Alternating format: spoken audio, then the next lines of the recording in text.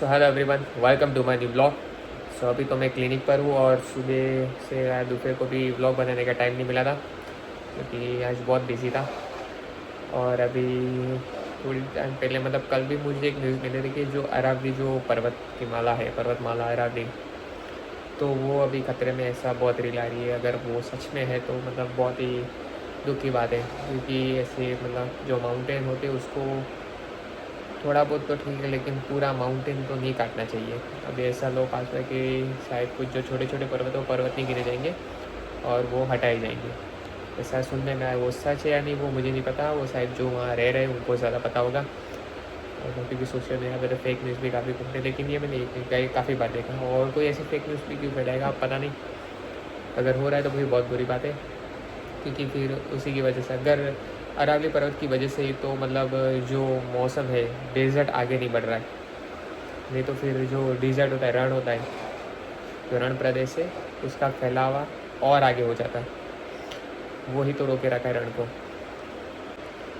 और एक और जो न्यूज़ है कि जैसे कि दिल्ली में जो लोग रह रहे हैं वो अपने जो प्योरीफायर, एयर प्योरीफायर है, उसके बारे में बता रहे हैं कि जो 2 दिन में बहुत गंदा हो जाता है। अगर कितना गंदा, अगर अहमदाबाद वालों को देखना हो तो अगर आपकी अभी जो एसी अगर साफ़ ना करी हो दिवाली के बाद, तो एसी के ऊपर जो लगा होता है तो उसको निकाल के, जाली निकाल कर एक बार देखना, जो धूल देखने को मिलती है वो उनके एयर प्योरीफायर पे 2 दिन में देखने को मिलती है, जो काफ़ी मतलब भयानक है। और इतना मतलब पॉल्यूशन अच्छा नहीं है सेहत के लिए भी। फिर ऐसे में तो वही जो गांव या तो फिर टायर 2, 3 और 4 सिटी ही अच्छी रहती है क्योंकि वहाँ इतना पॉल्यूशन तो नहीं होता। और सिटी से दूर हो, जो मेन सिटी हो जैसे कि अहमदाबाद है, दिल्ली, मुंबई है, चेन्नई है, कोलकाता, ये सबसे अगर दूर हो गांव तो फिर बेटर है। बाकी तो फिर पॉल्यूशन बिल्कुल अच्छा नहीं है। उसकी वजह से मुझे भी काफ़ी प्रॉब्लम हो गई थी अहमदाबाद में।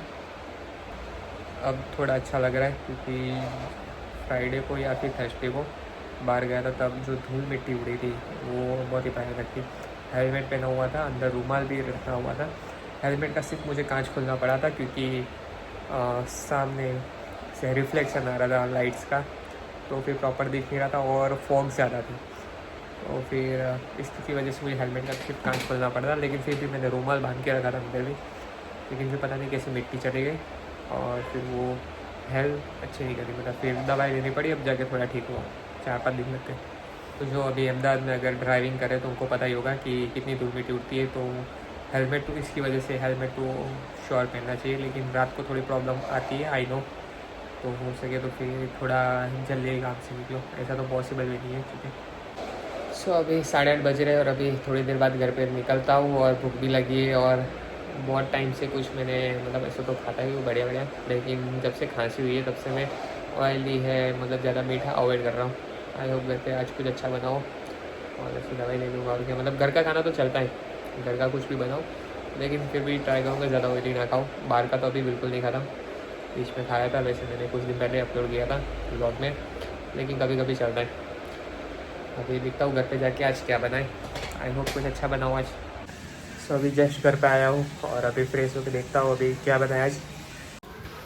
तो ये पाँव तो रखे और ये बेसन का बैटर, तेल गरम हो रहा है और ये वड़े बन गए, मतलब वड़ा पाँव बनेगा। और ये खिचड़ी भी बनाई है और ये सॉस घर का बनाया हुआ केचप टोमेटो, और ये गर्मा गर्म वड़े। मतलब ये देखने से इतना सुकून मिल रहा है, खाने के बाद क्या होगा। और साथ में मिर्ची, ये मिर्ची तीखी नहीं है। और ये वड़े और ये पाँव, और अंदर है ये भी घर की बनाई हुई लहसुन की चटनी, जो अंदर जो लाल लाल दिख रही है। मुंबई में क्या होता है, पाँव ऐसे ही इसमें गरम गरम वड़ा डाल के देते हैं, लेकिन वो बहुत अच्छा लगता है मुंबई का वड़ा पाँव। और अहमदाबाद में क्या होता है, पाँव को भी ऐसे सेका जाता है वड़ा के साथ डाल के, इस तरह गरम गरम वड़ा और पाँव को ऐसे सेक के दिया जाता है। फिर भी मुझे पता नहीं क्यों मुंबई का वड़ा पाँव बहुत अच्छा लगता है। और ये रेडी है वड़ा पाँव की डिश, पाव। सो अभी तो वड़ा पाँव खाते हुए इतना पेट भर गया है, मतलब अभी टहलने जाना पड़ेगा। और अब टहलने जाना भी अभी इरेगुलर हो रहा है, फिर भी अभी उसको मैं रेगुलर करने की ट्राई करूँगा। और एक और डिसीजन लेना है कि सुबह जल्दी उठना है, ये भी हो जाएगा, क्योंकि जैसे कि मेरे 100 व्लॉग कंटिन्यूस अपलोड हो गए, ये डिसीजन पे फॉर्म रहा और ये डिसीजन भी हो जाएगा। और रोज़ टहलना भी ज़रूरी है और रोज़ सुबह जल्दी उठना भी। और अगर मैं सुबह जल्दी उठने की रोज़ अगर आदत लग गई 6 बजे से पहले, तो ऑटोमेटिक ही मुझे 11 बजे नींद तो आ ही जाएगी एटलीस्ट। सो अभी टहलने जाता हूँ। सो गाइस, ये था मेरा आज का व्लॉग एंड आई होप मेरा आज का व्लॉग आप लोगों को अच्छा लगा हो। And please like share and subscribe.